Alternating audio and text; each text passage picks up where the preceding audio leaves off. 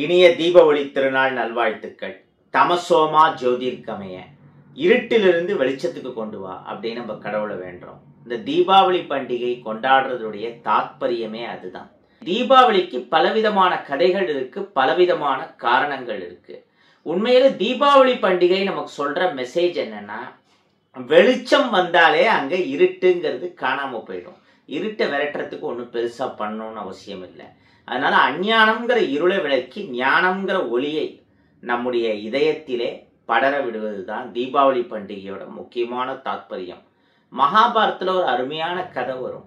துரோணாச்சாரியார் அறையை நிரப்பணும்னு சொல்லி கௌரவர்களுக்கும் பாண்டவர்களுக்கும் ஒரு போட்டியை வச்சுட்டு சொல்லிட்டு போயிட்டார். காலையில கிளம்பிட்டு சாயங்காலம் வந்தார் இருட்டினதுக்கு அப்புறம்.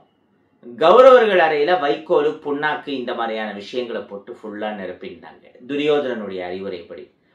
தர்மருக்கு அலாட் பண்ண அந்த ரூம்ல ஒரு அகல் விளக்கை ஏற்றி வச்சாங்க. அந்த விளக்கு வெளிச்சத்துல ஜெக ஜோதியாக ஒளியால் அறை நிரம்பியது. அவர் அறையை நிரப்பணும்னு சொன்னது அதைத்தான். அதை தர்மர் தலைமையிலான பாண்டவர்கள் அணி சரியாக புரிந்து கொண்டார்கள் அப்படின்னு ஒரு கதை உண்டு.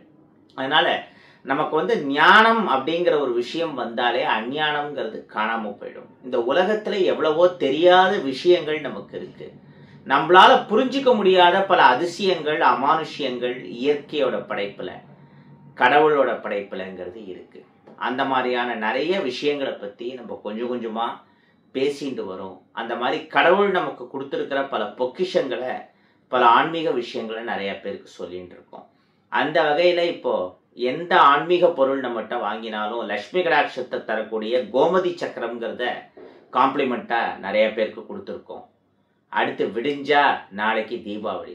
அந்த தீபாவளி பூஜையில இந்த கோமதி சக்கரம், மகாமேரு சங்கு, லட்சுமி குபேர யந்திரம் இந்த மாதிரியான பொருட்களை வச்சு பூஜை பண்றது விசேஷம்.